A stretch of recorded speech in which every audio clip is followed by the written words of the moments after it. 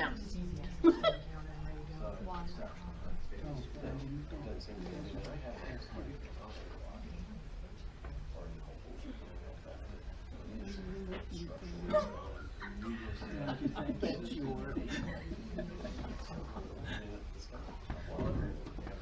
Well, thank you. The attorney's not here, cable's not here. But I said he had 2 minutes.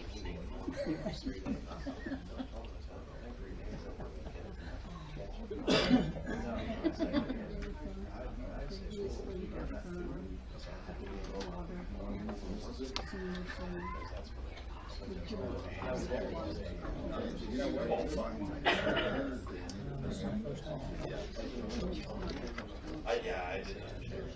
It's right on the phone. No? This is mine.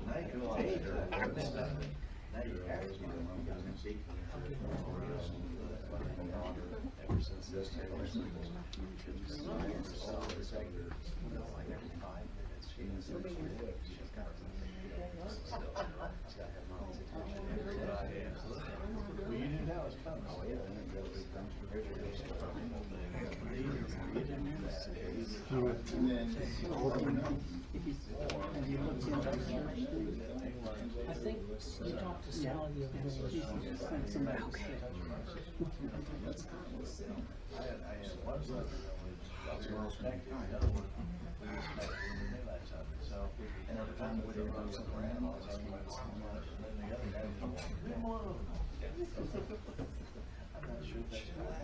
Okay, it's 6 o'clock. I want to call this meeting to order and ask everyone to please rise for Pledge of Allegiance and prayer.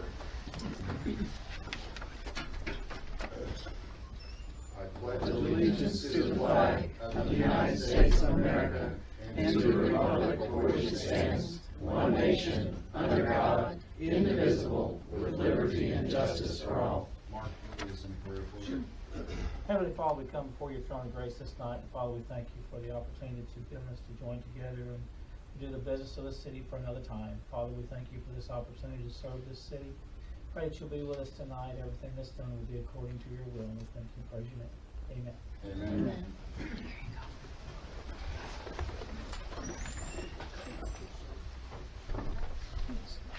Next item up is roll call. I am present. Alderman Williams. Present. Alderman Boerja. Present. Alderwoman Duncan. Present. Alderwoman Cisco is out for work. City Administrator Burbridge. Present.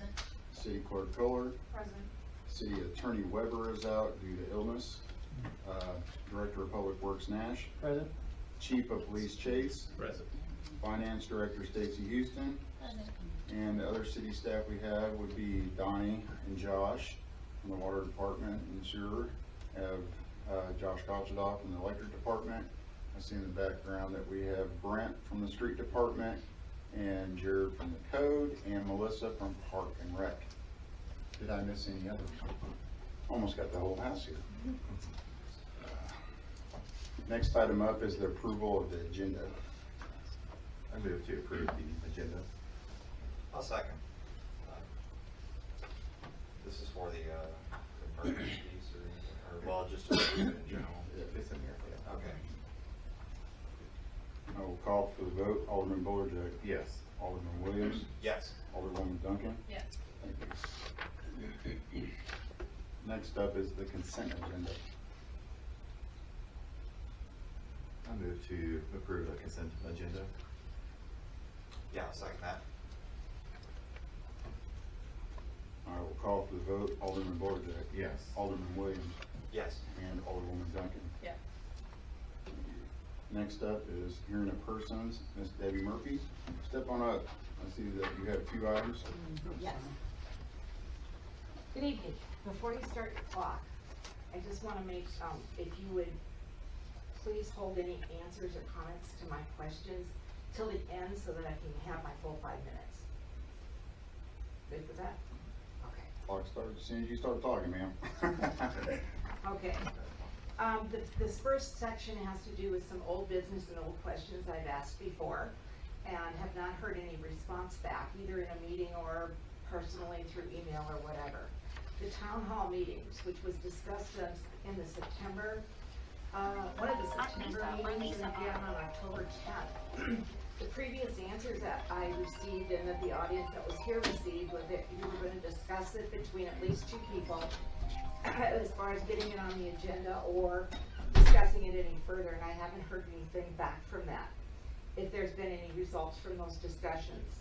Kayla at that time had both voiced concerns on the town hall meetings because of how they would control the meeting, chaos that might come up, so on and so forth. And I just wanted to point out to anybody that was here, when Dwayne's had the public hearing, we saw none of that. So I don't know that there is any foundation that you guys have for not having a town hall meeting.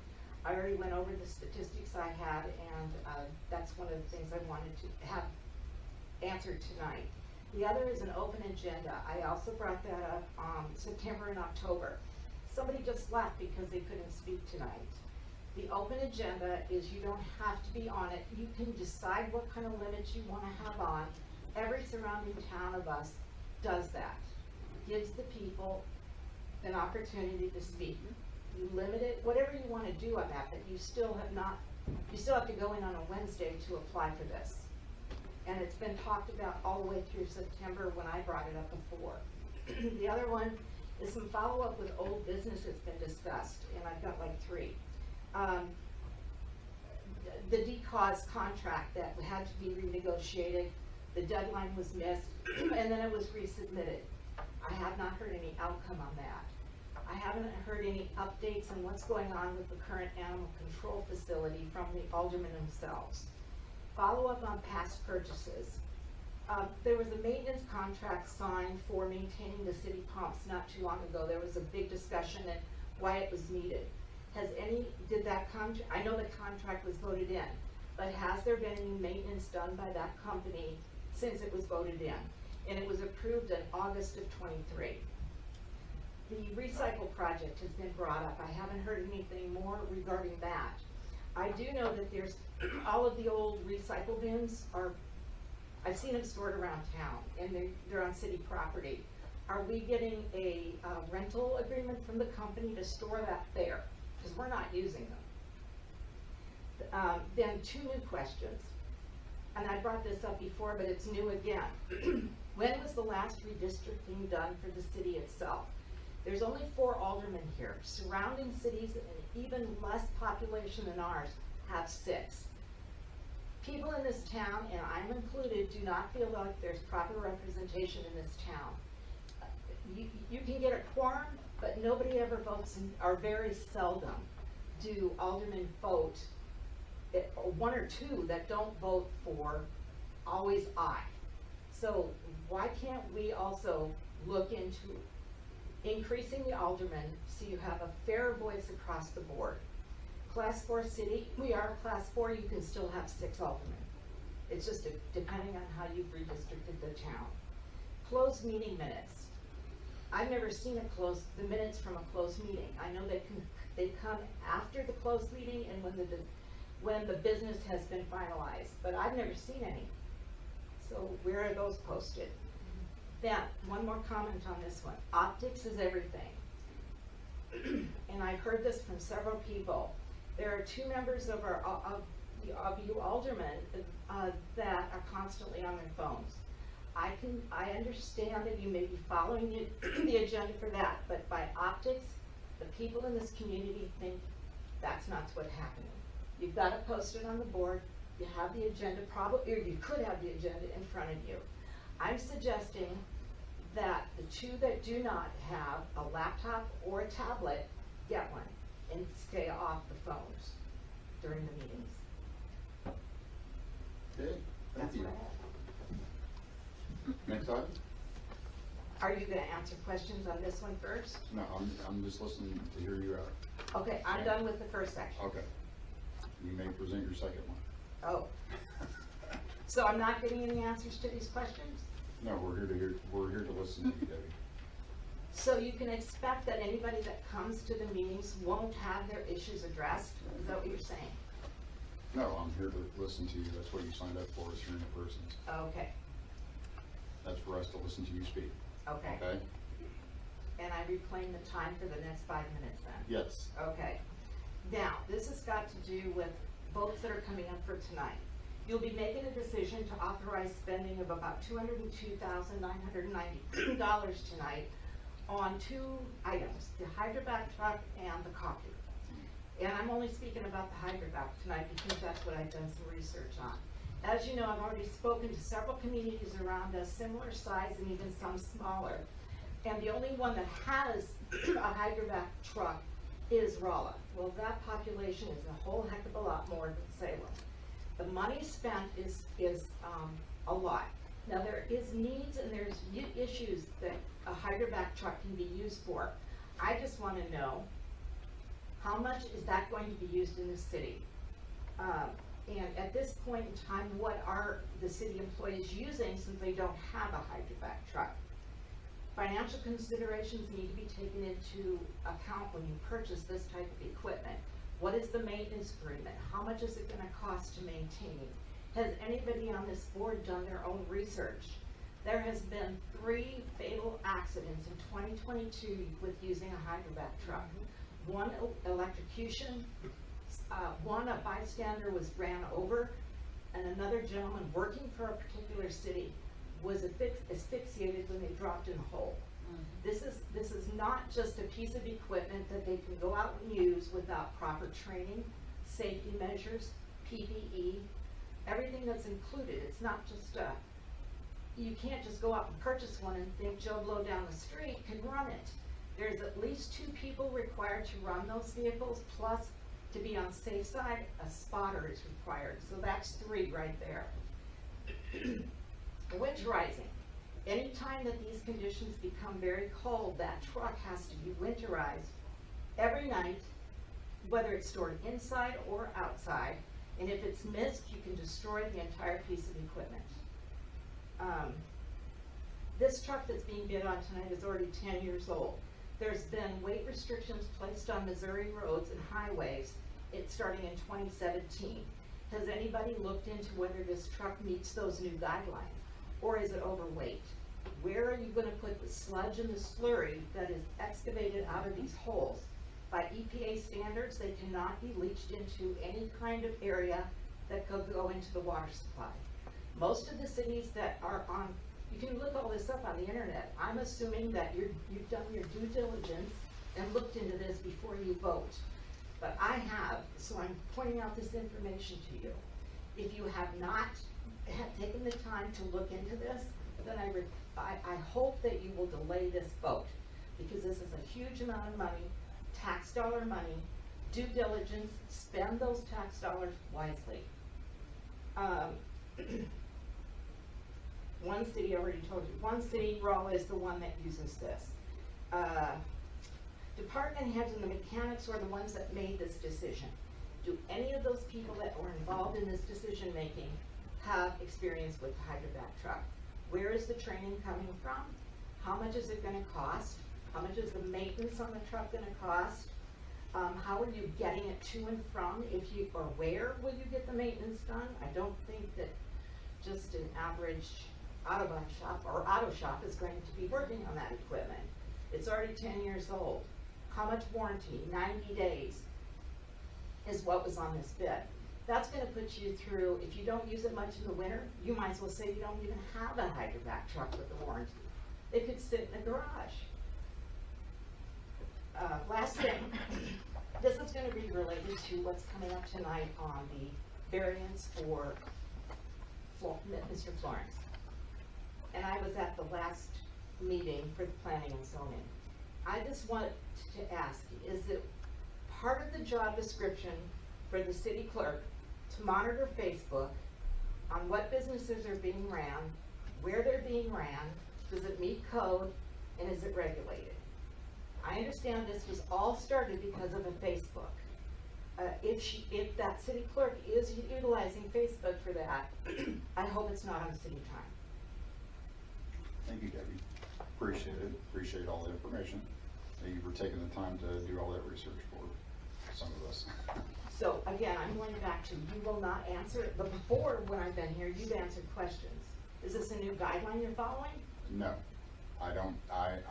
this is hearing of persons, and that's what you signed up for. You wanted to be heard. We set a time limit, and then we've listened to you, okay? Okay, and what? If there's any other future responses, it'll be posted on our agendas. So are you, I'm only going to take this as what I see it as, information not given to the people. And is there a definition different from what I'm understanding? A hearing of persons. What are you just gonna hear anybody that walks up? And whenever you've been interviewing people that wanted to close a street, they gave you information, you asked the questions, and they answered, or you answered. What's the difference? There is none. Okay, so I would expect some answers. Well, when we post those on the agenda, Debbie, they will be there for your viewing, and it'll be there for the public. Thank you for your time. Completely got it. That's enough. That's enough? That's ridiculous. You said that's enough? Yes, ma'am. You don't talk to people that way. No. You are elected officials. So, if you wouldn't mind, please escort these two out. What? We're getting kicked out. Just think, we can be on YouTube now. Are you kidding me? Are you kidding By the me? way, you can be sued. Yeah, you really want to watch some Believe it or YouTube not, videos on city council. We have It's enough for- money to do that. That's not mine. Okay. Is there a video camera here? Yes, but it's staying until And somebody here, Can't get out. yeah, somebody here will take care of it for me.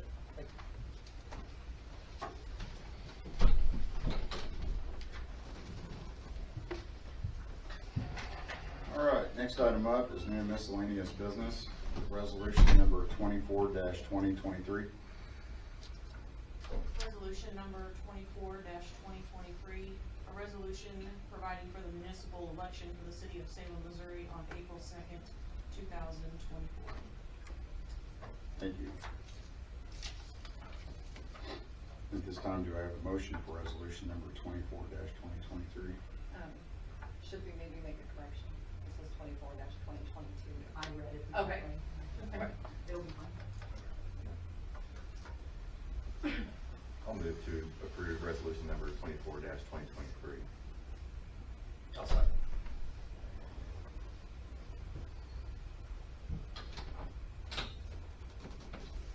This time I will call for the vote.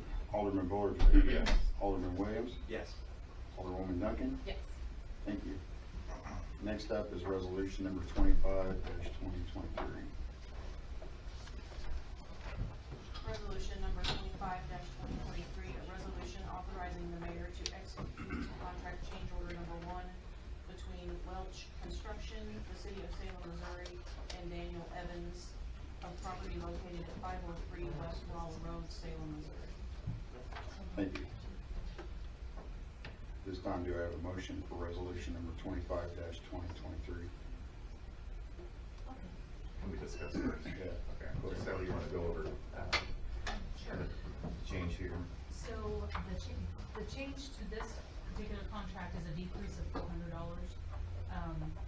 The owner, actually working with the contractor, they decided that the owner was going to do some of the painting and the things on this home, so that reduced the cost to the contractor. So that's what this change order is for.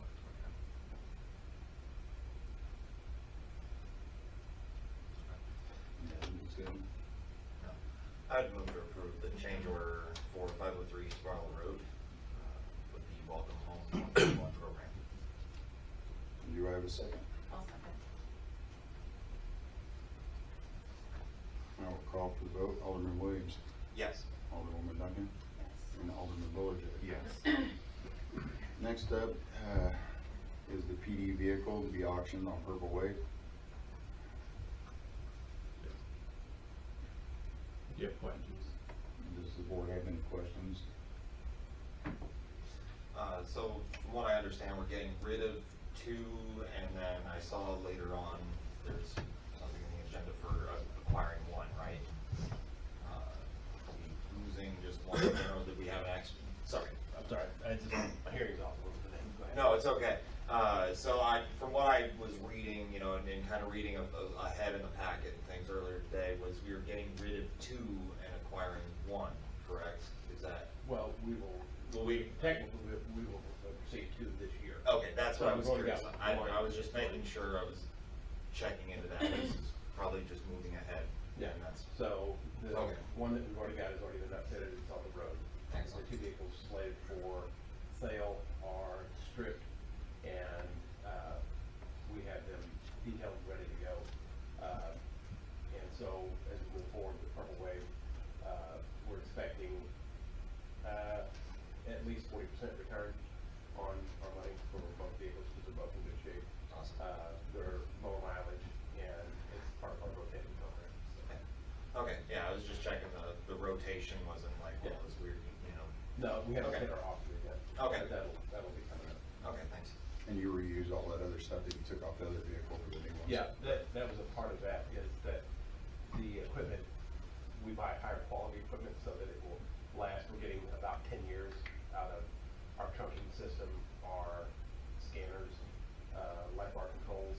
We're only replacing equipment that gets that 10-year mark, so Okay. we're getting the absolute most out of it. Cool. With that, I would move to approve the sale of the 2018 Dodge Charger and the 2017 Ford Explorer on Purple Wave. I'll second. I will call for the vote. Alderman Williams. Yes. Alderman. All right. Next up is the police department buy order. Would you guys like to discuss that? The only question I have on this one is, do we receive multiple bids on this one, or is this, with this being done through the state, this is the lowest price, and we'll see out there? Sorry, back it up. No, the dealership we use, there are only two dealerships in Missouri that still honor state bid pricing. Bellman Dodge is the one we went to, because the other dealership, although they are on the state bid registry, they weren't interested in supplying a bid. And so we put it out for bid, but the only bid we could get back was from Bellman. And their prices are consistent with other state bid agencies. I mean, so we're below retail, far below retail. Okay. So, and so that's, that helps. Yep, yep, okay, I thank was you. paying for just a second. That's Feel like the last. a Catholic church, you know. Yeah. I think that's the last one we got for you, Joe. Yeah. Yeah, thank you. Thanks. So, is there any other discussion? No. So I'll go ahead and move to approve, the buyer order from Bellman, in the amount of $36,860. I'll second that. This time I'll call for the vote. Alderman Bolerjack, Yes. Alderwoman Duncan, Yes. and Alderman Williams. Yes. Next up is the hydrovac truck bid approval.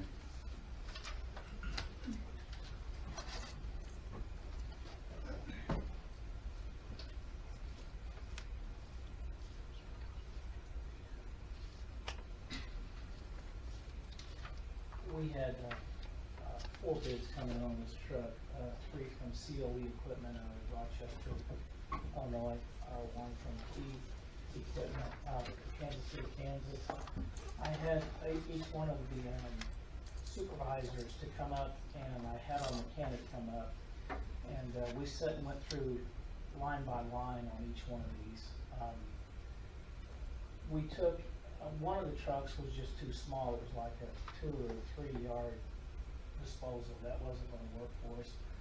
On the other end of the spectrum, there was a truck there that was a dual axle, and it was huge. We couldn't even have got it in any of our, we couldn't store it. So, we had 2 other that we looked at, one from Co-Equipment, one from Key Equipment. We compared those 2. The one from Key Equipment, meets our specifications that we like better. Donnie had went and spoke to the person in Rolla that runs that truck over there, so we done some due diligence there as far as finding out about the trucks, finding out how they work and everything, and we've been studying on that. The truck with COE, or the Co-Equipment,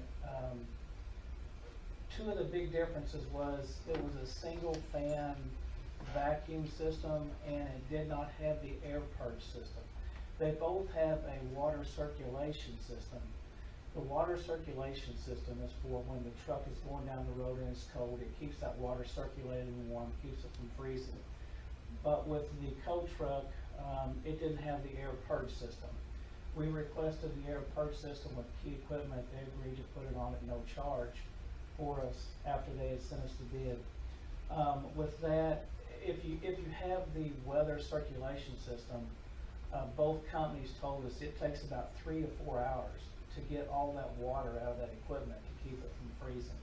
With the air purge system, in about 15 minutes, all of the water through the whole system is out. So, when we get done with it at the end of the day, you hook an air hose up to it, 15 minutes, all the water through the whole system is out. The reason that I had the mechanic there was I wanted him to I wanted him to go over the truck specs. And he went over those, he was in agreement with them. As you can see, there's a difference in the prices of the two trucks. When I called Co-Equipment to ask them about putting a dual fan vacuum system on it to match the Key truck, he said he wouldn't do it. I said, well, that might affect the cost. He said, well, we won't put it on.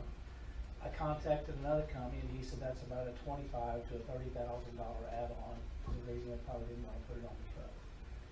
Not knowing if they were going to get the bid or not. So if you look at that, both bids are very close, but the CO equipment did not have the dual fan.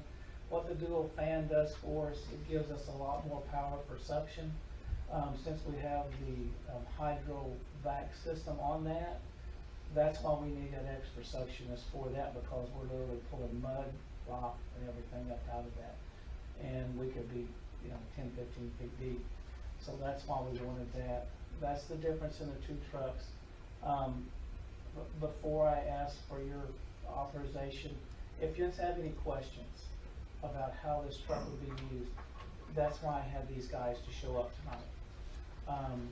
The Key Equipment, they told us that they would come down, bring the truck. They would teach us how to run the truck at no charge.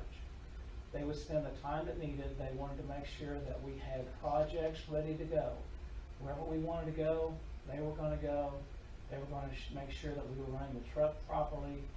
And they also said at any time the city hired a new employee that was going to work on that truck, they would come back at no charge and train that person on that truck.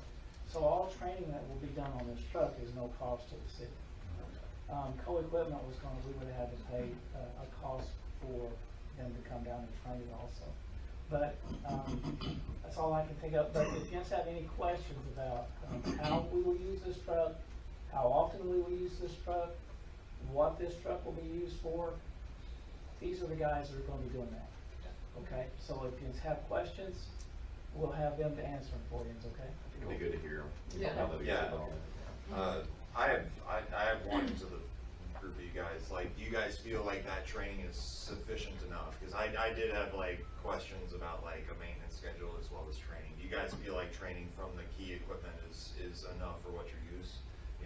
Would you like to see some extra training or anything like that? Because I've heard these things are massive. Are there any special certifications that are required to run that? No. Yeah.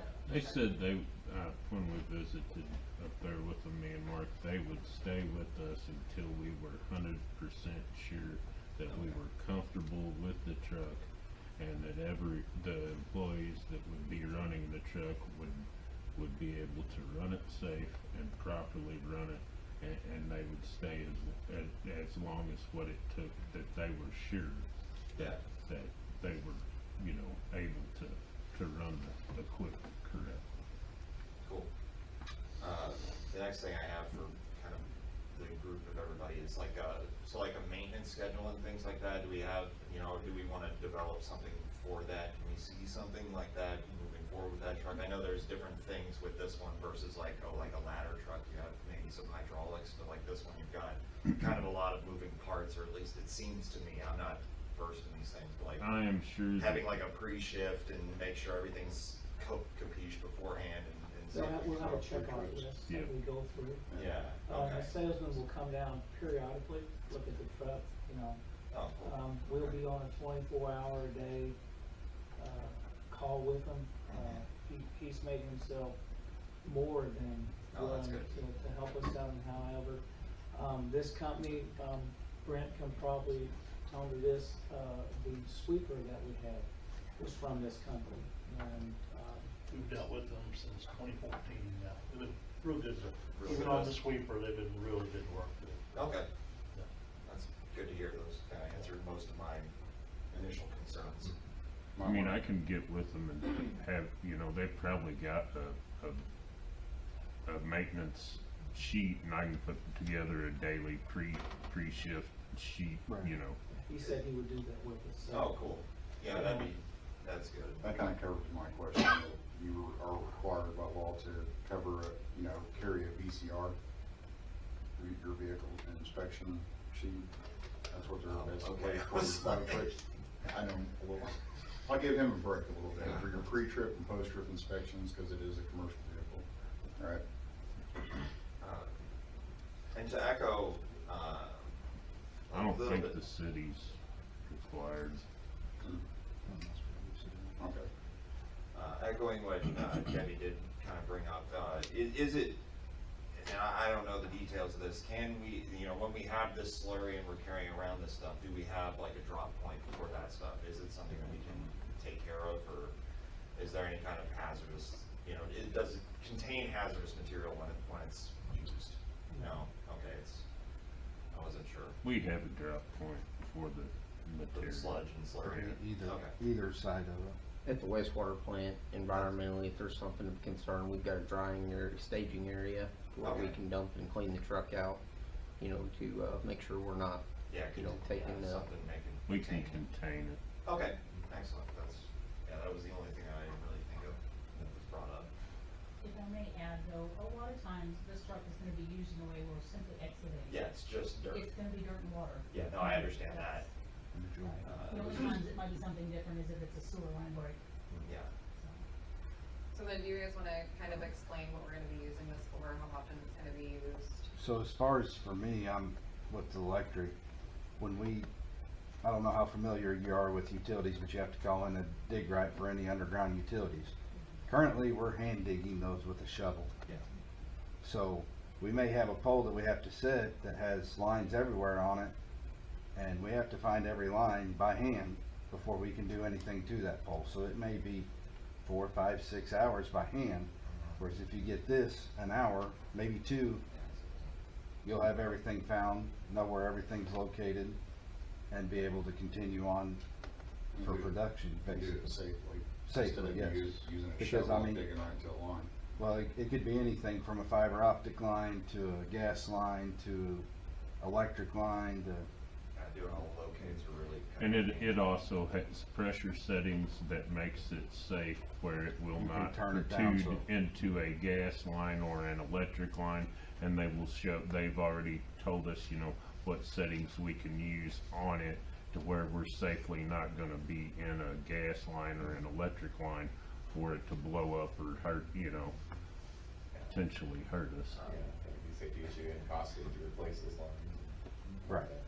Yeah, I mean, if you break a fiber line, it just depends on what it's feeding, on how much it's gonna cost you. And if I'm not mistaken, it also avoids a lot of unnecessary destruction of Absolutely. stuff with the back that we typically Yeah, do with the I mean, if we backhoe. can't get Right. something out, then we put a backhoe in there, and then we all know what that Yeah, creates, yes. so.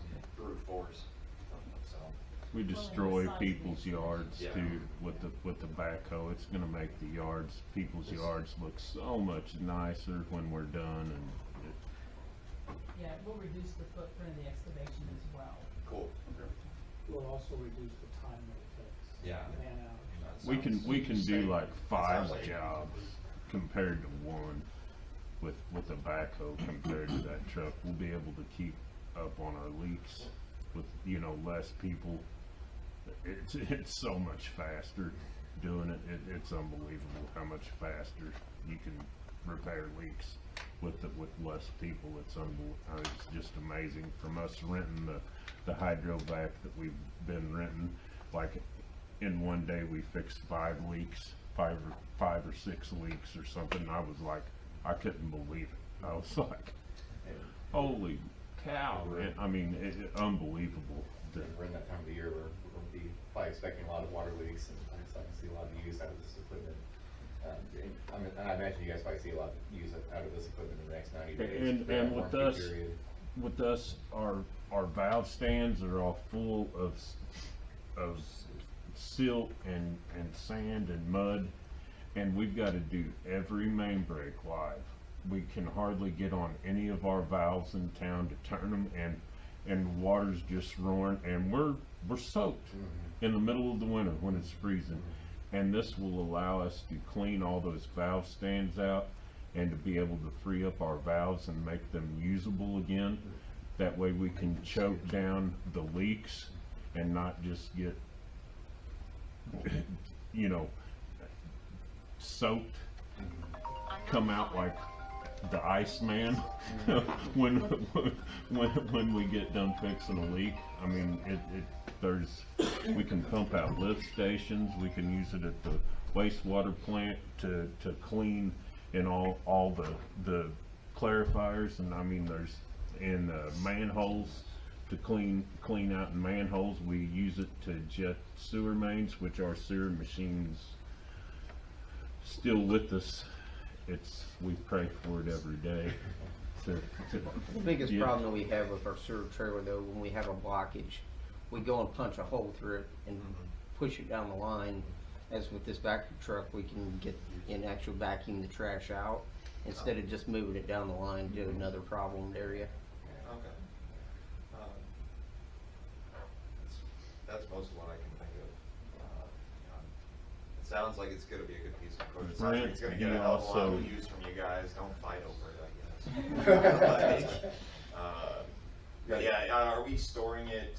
You said something about like one of them was so big it was unable to be stored or something like that. Are we storing it in the? We believe we can get it in that building over there tomorrow. Oh, inside? Oh, okay.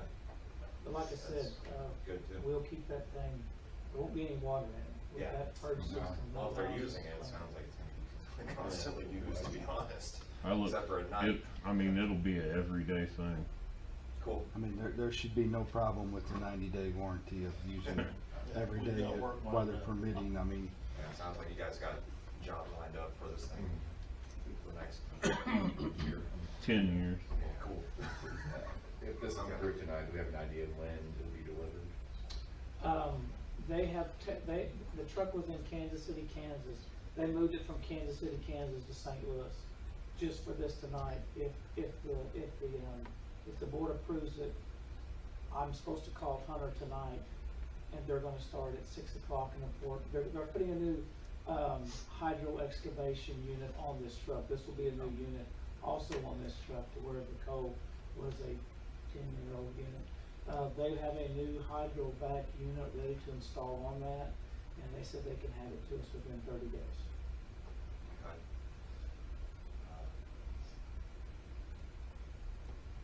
I think that's all I have here. Thanks, Yeah, guys.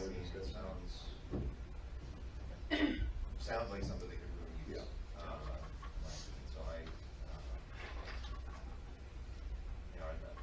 be safe with it, but I would move to approve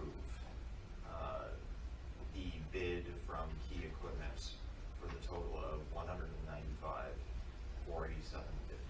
And I'll second that.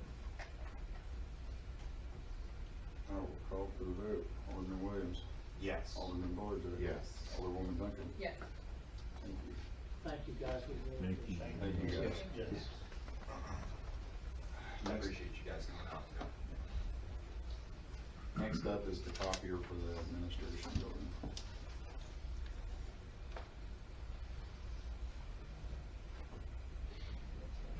Yeah, I can go down and pass them. 113. Nope. Thank you.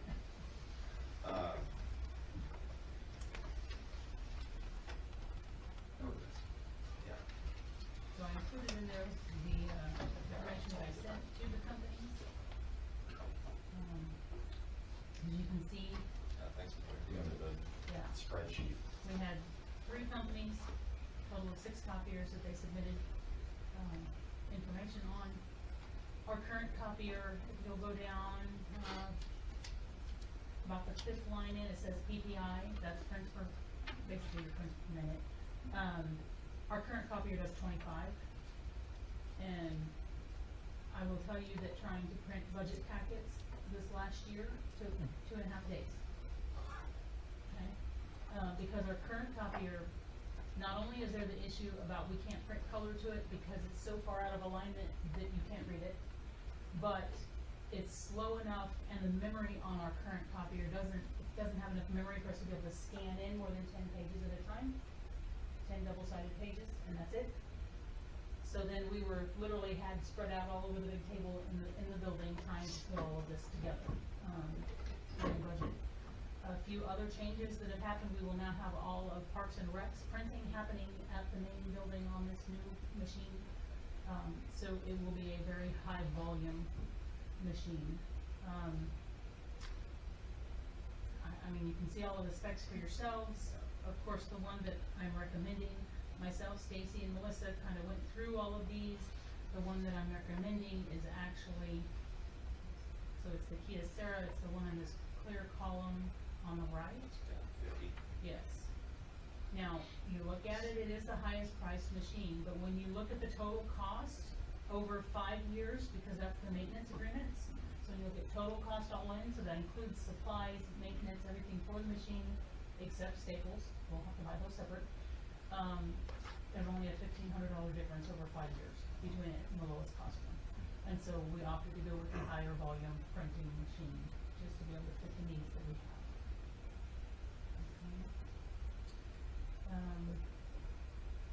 All of the companies include installation.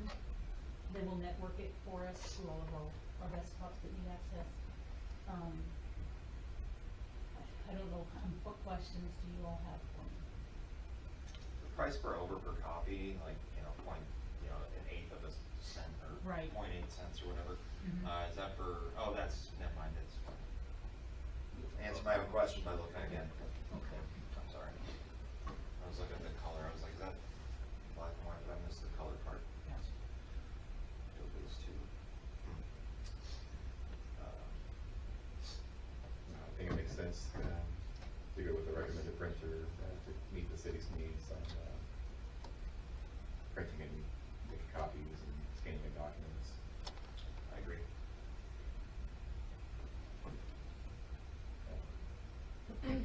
I'll go ahead and move to approve the copier bid from Sumner One at the purchase cost of $7,503 and maintenance contract for $1,584 annually.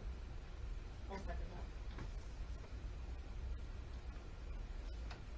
I will call for the vote. Alderman Boyd, Yes. Alderman Duncan, Yes. and Alderman Williams. Yes. Thank you.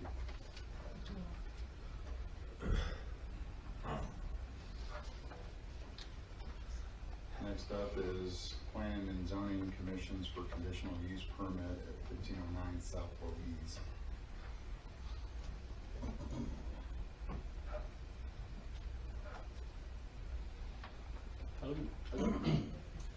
November the 7th, the last week, I believe it was, Planning and Zoning Commission met, had one item on the agenda that was a conditional use, application for, 1509 South Louise for a motorcycle detail shop. At that meeting, they voted, 6-1 to deny, recommending that conditional use to you all. I wasn't able to make that meeting. Do you know what was the reasoning, why they would deny it? Well, there were 6 of them that voted on that day. I'm sure they all had different reasons. There were several listed. They didn't state a specific. There was no No public specific statement, reason. and was there a public hearing on that one as well? The public hearing was 2 weeks before that. Right, it was a prior kind of a known. Okay. Where I think I was at that after one. the public hearing, then they tabled the vote. Yeah. And came back. Actually, that would have been on October the 18th. Yeah, I made that meeting. So at that meeting, basically they wanted to know what the differences were between Enlo's Detail Shop on Park Street. And we didn't have that information for them, so they tabled it for this one. I wasn't able to make that. I was sick last week, so I wasn't able to make that meeting. I remember this one, we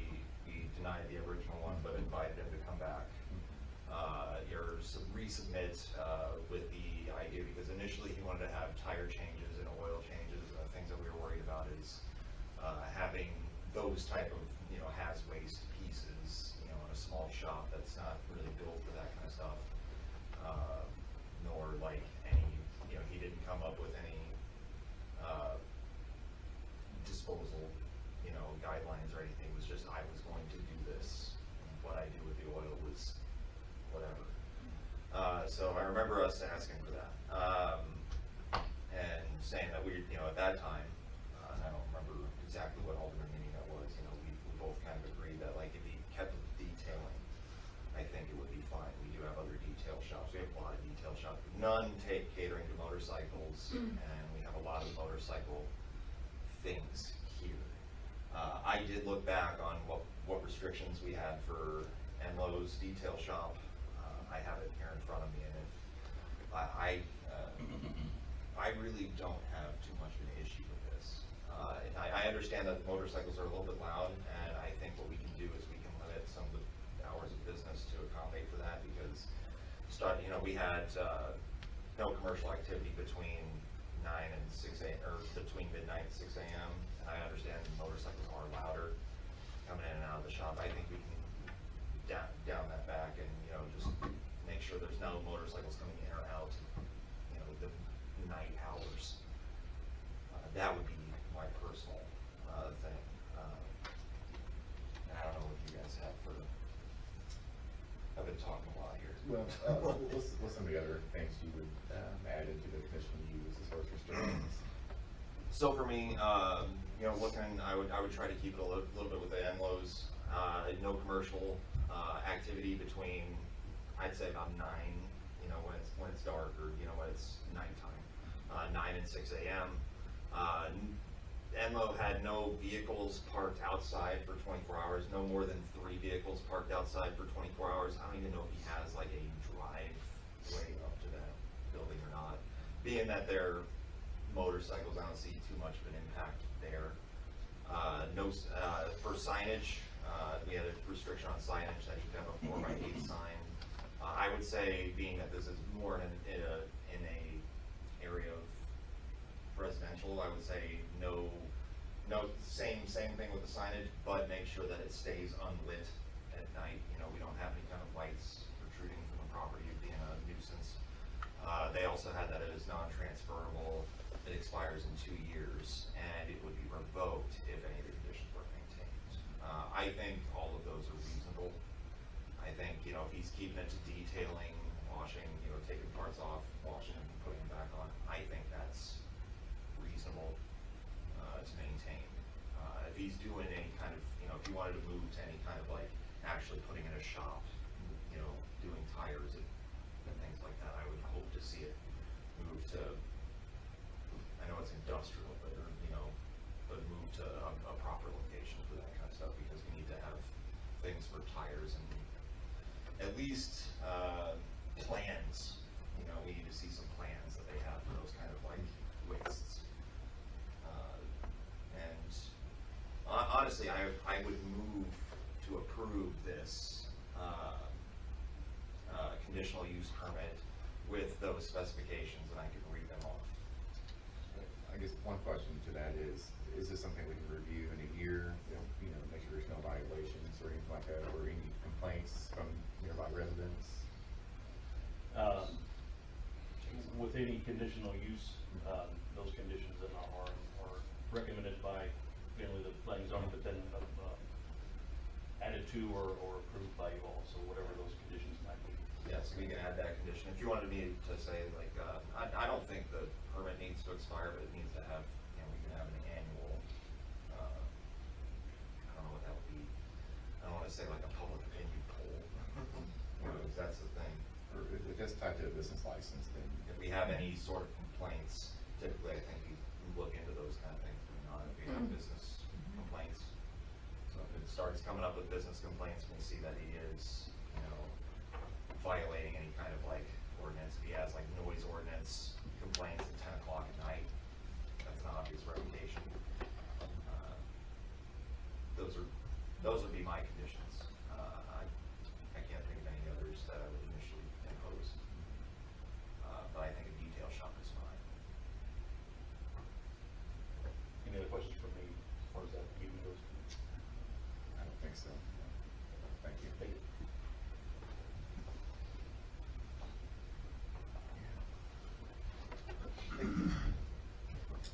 okay with those conditions as well. I mean, I think as long as it can be reviewed,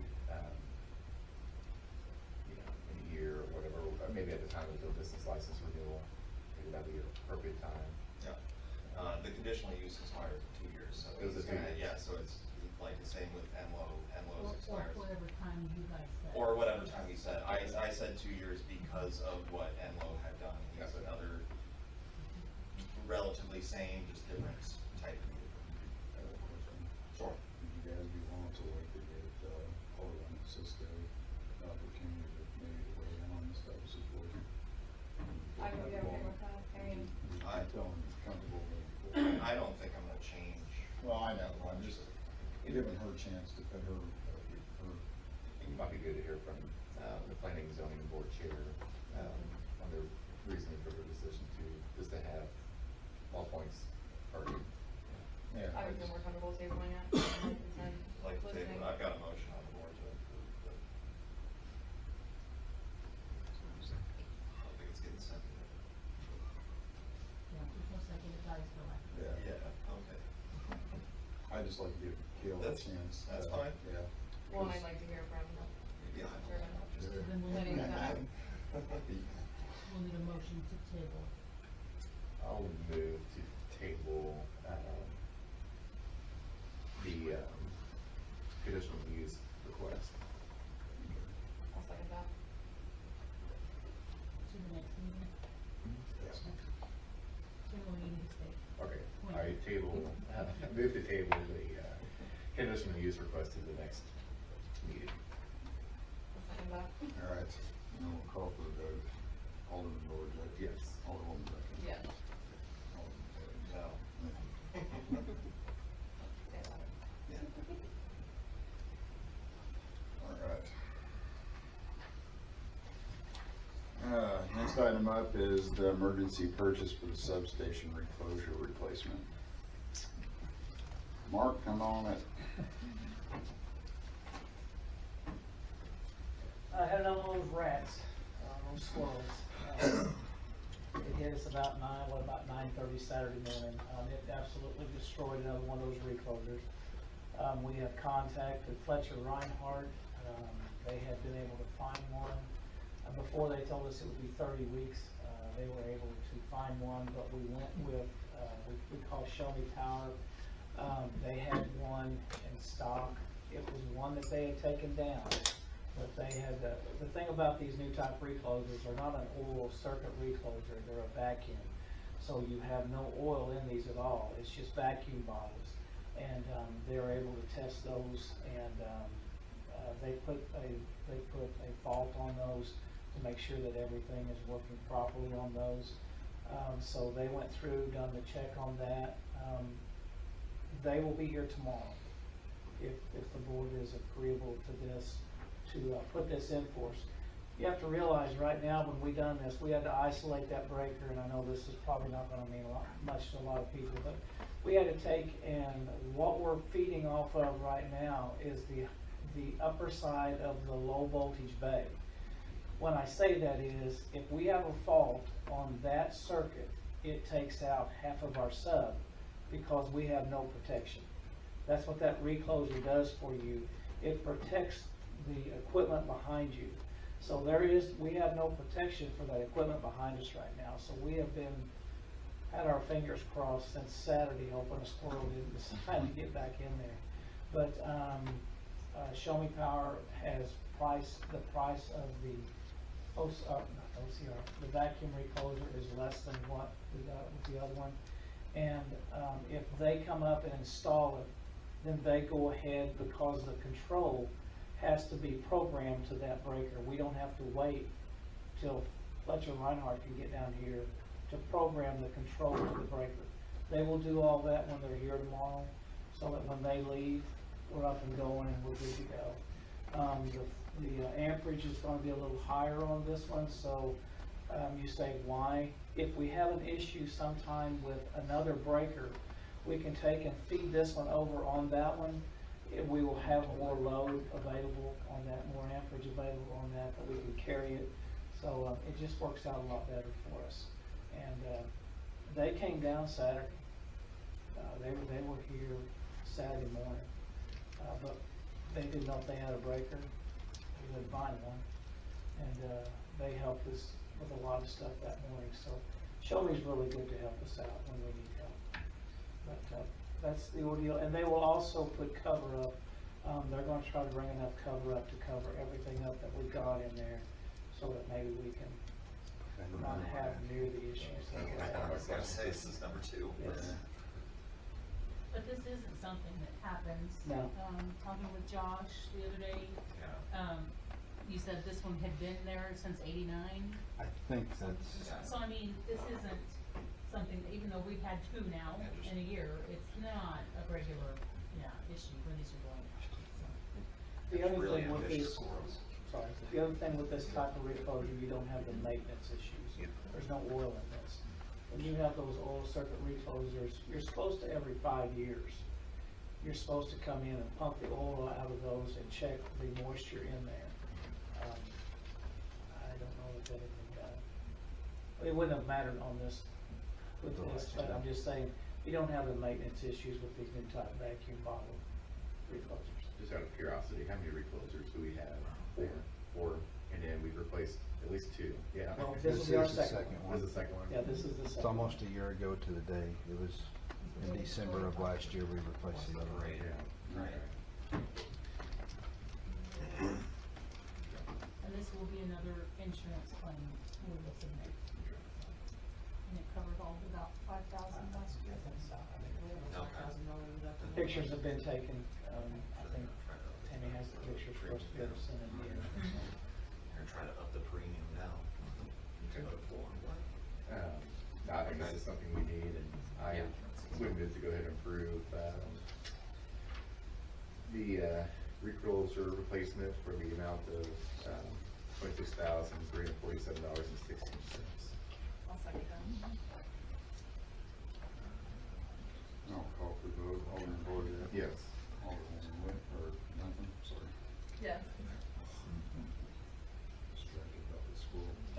Alderman Williams. Yes. Thank you. Thank you. Mark. I think they was a little far off about that song about the Mississippi squirrel. I guess I don't know that. Ray Stevens.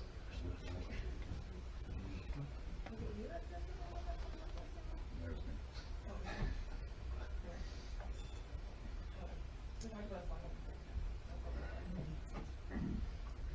And we have the first reading out for bill number 3578. Bill number 3578, an ordinance to name streets in the Masters Industrial Park in the city of Salem, Missouri.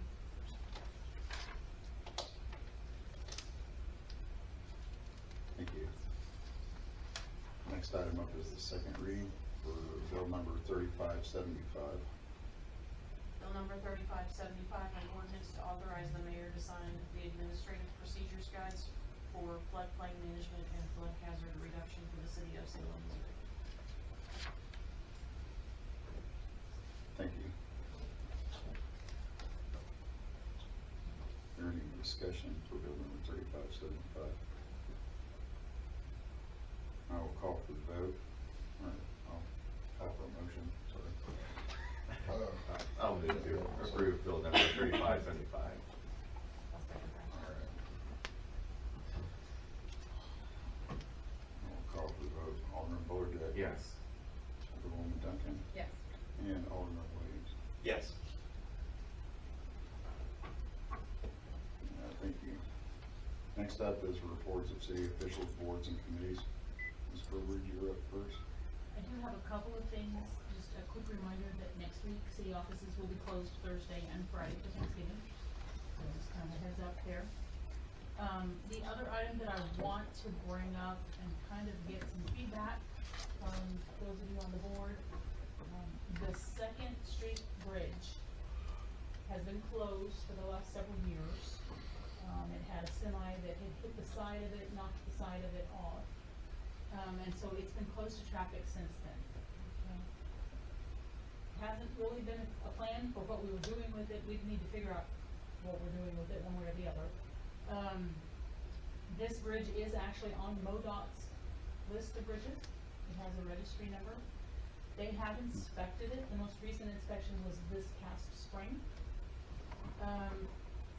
The inspection they did showed that it's in fair condition, but when I talked with our MoDOT engineer and was asking him questions about, okay, what about funding to fix it, or, you know, are there other options that we could do with this bridge?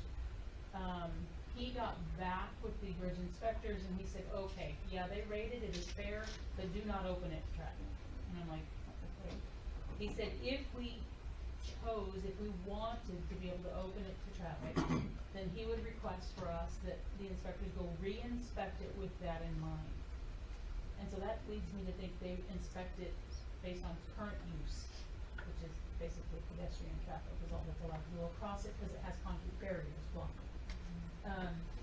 So it could be eligible if they re-inspect it with the intended vehicular traffic use. If it scores below fair, then it could be eligible for state bridge funding. Now, there is a match, it's a match program, I don't know exactly what that would be, but, and I don't need an answer from all of you tonight, but we need to be thinking about what we want to do with this bridge. You know, do we wanna reopen it? It has, I've talked with chief about it, I know previously there have been conversations with the fire chief as well about it, and it's, you know, it's not deemed critical for access, but it is a, I mean, it's a block thoroughfare. So, be thinking about that. I'll probably follow back up with you guys in another month or so and kind of see what we think we want to do regarding that bridge. So, you know, we could ask that they reassess it and see where its scoring falls, see then if it's eligible for funding. I don't know the exact details of that process, but I mean, obviously it's not gonna be a quick next few months kind of thing.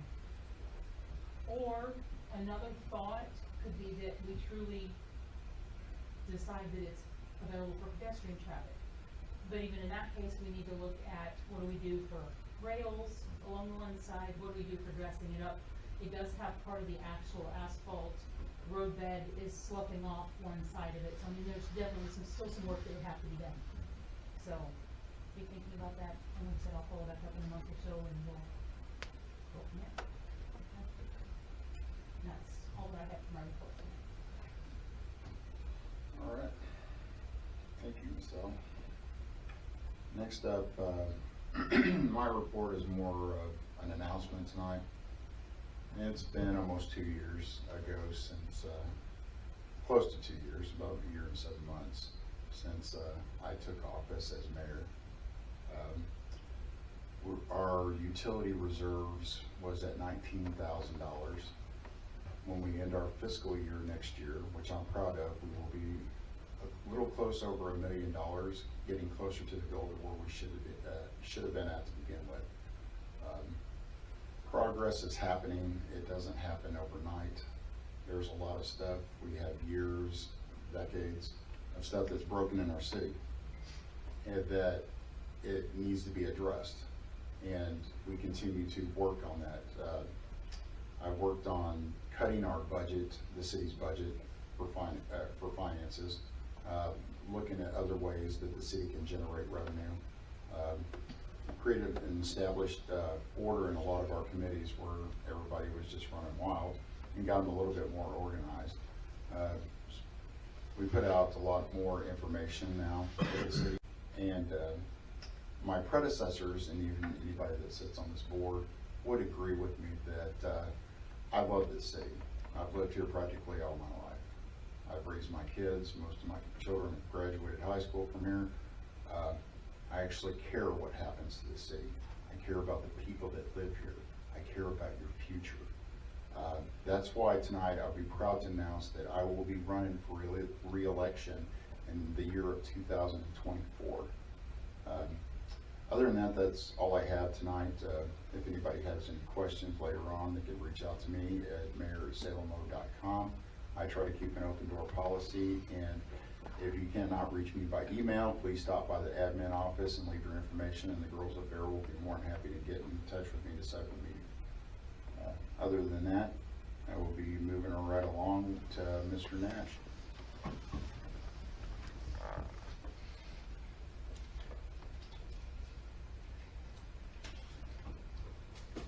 We've got our asphalt, we are starting to take care of our, dig-ins, potholes, that type of stuff. If you haven't got yours fixed yet, please be patient. We've got a lot of them. Brent and those guys they're really busy trying to get all these done. We're getting ready for winter time.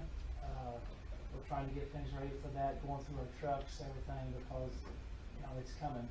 And, we need to make sure that we're prepared for it, so we're trying to make sure that we're prepared for that. The issue, we're waiting on the guy that's gonna do the work at Al Brown, he's having a little bit of an issue getting equipment to be able to dig with. We're gonna be pouring the pad for the underground transformer over at the new trades building at the high school. The McDonald's project is moving forward.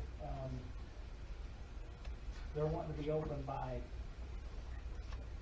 I don't think it's gonna happen, I'll just put it that way. Anyway, they're wanting to be open pretty quick. I don't think the date's gonna work for them, but, they're doing it, working as fast as they can. So are we. Donnie's had a few breaks. We've had to take care of some main issues. And, those main issues that we've got, that we've taken care of just here recently, we cannot put asphalt on those for a while. So please be patient. And one of them is on Truman. Where's the other one, Donnie? Louise. So if you're on those roads, please be patient. We have to make sure that gets packed real well before that, we put our asphalt on that. We'll be looking at billing before long, pulling reeds in, getting that. The girls have worked really hard to make sure that those bills are out at a good time, and we've been able to get those out within, that's not me. We've been able to get those out within the first 3 days of the month. We hope that continues, that we can get those out for people. And, I've just got one more thing, and, I'll, present this to you all.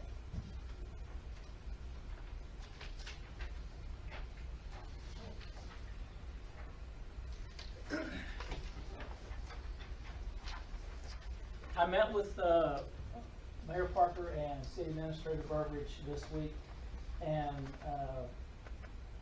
got with them, let them know that my last day will be January 31st, 2024. I wanted to give you all plenty of time to find somebody. I will do whatever I can until that date. That date passes.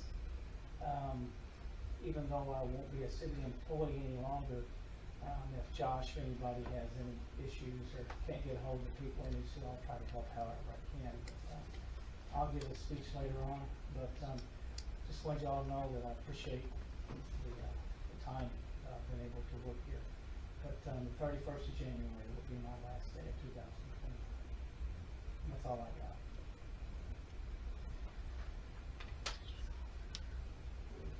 Appreciate all you've done for the city. I mean, this comes as a bit of surprise, but I mean, I know you're probably looking forward to retirement at some point, so at the end it comes up, some point, but appreciate everything you've done for our city. My mom's 92, and I need to spend as much time as I can with her, and life's having a few issues, so it's time.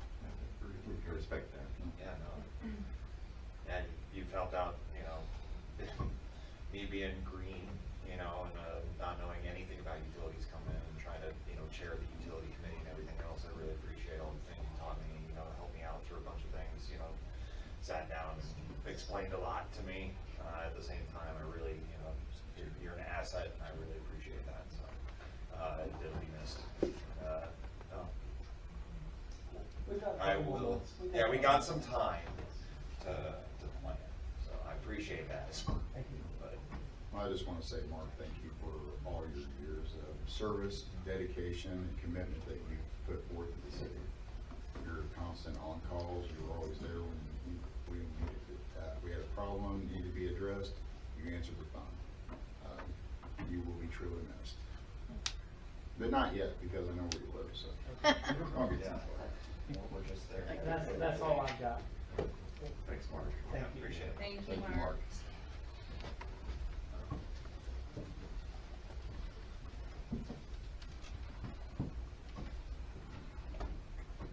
Next up He's finally here. Melissa. You've been missed for the past few months, young lady. Come on up. Thank you. I just have a few. Nobody wants to hear what I have to say?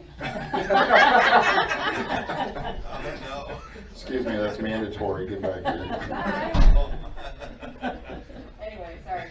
I apologize. I used my phone, has my notes on it. We have 166 athletes for our basketball registration. It closed, Monday was the last day. So 166, that is up from last season. I was surprised because you were running pretty low, but people flooded in those last few days, so that's good. Now it's figuring out the game schedule. I've already looked at it and had to add another set of games for the first and second graders, so there'll be 4 games each night, which kind of puts it a little later in the night, so I'm hoping that, you know, getting pushed back, but, you know, we have so much space and a lot of kids playing right now, so it's good, it's a good problem to have. All of our park and rec restrooms are now winterized and closed, so if you are planning to attend the park, please plan accordingly, because the restrooms are now closed.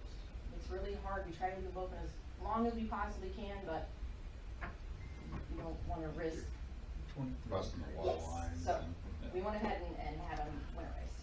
Last thing, light up the park. We have open registration. If you are a business, church, You're getting too warm. just a resident that would like to set up a display, it is $50. You can send me an email at salemparks@salemmo.com.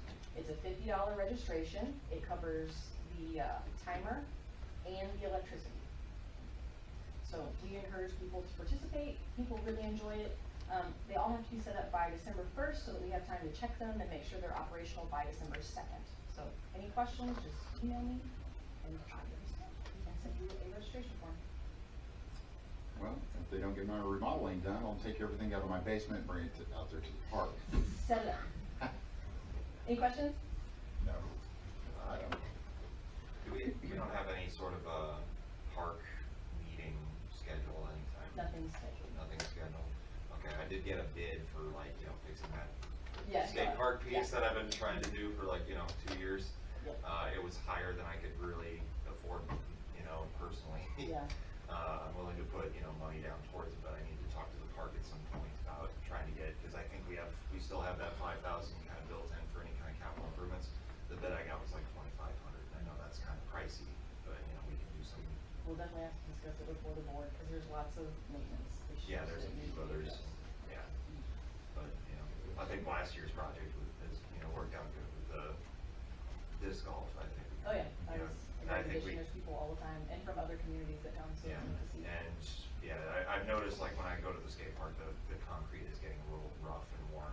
We just need some repair there. I know there's other things in the park too, tennis courts, the basketball courts, all 9 yards, but I think there's a couple of cheap things we can do with that to try to, Spruce it up. yeah, before somebody starts getting down that ramp, getting some speed and hitting a rock or hitting a crack. That really sucks. I had to get over there and video it. I'm too old to Don't be have- on wheels, so. I don't have teeth. Yeah.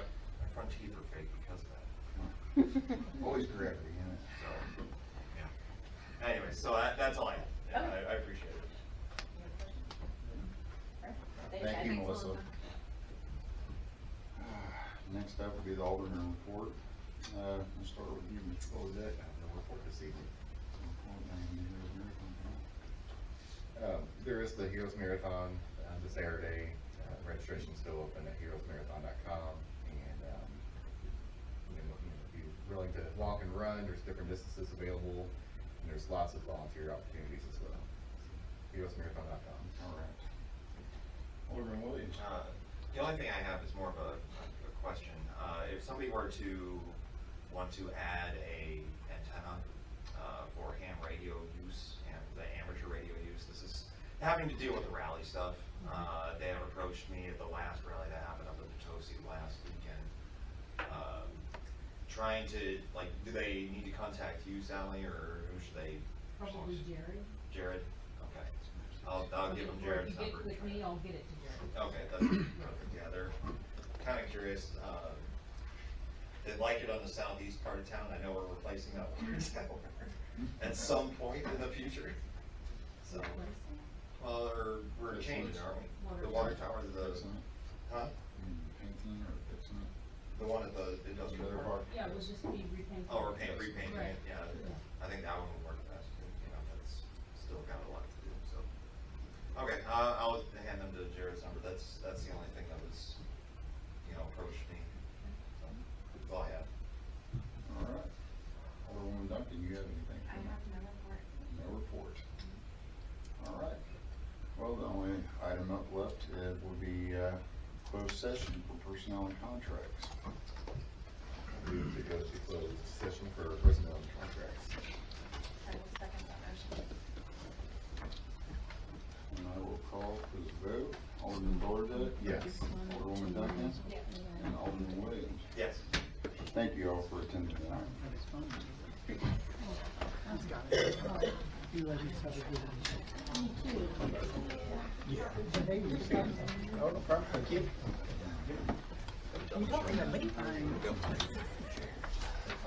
Yeah, man. Don't hesitate. So she said she had talked.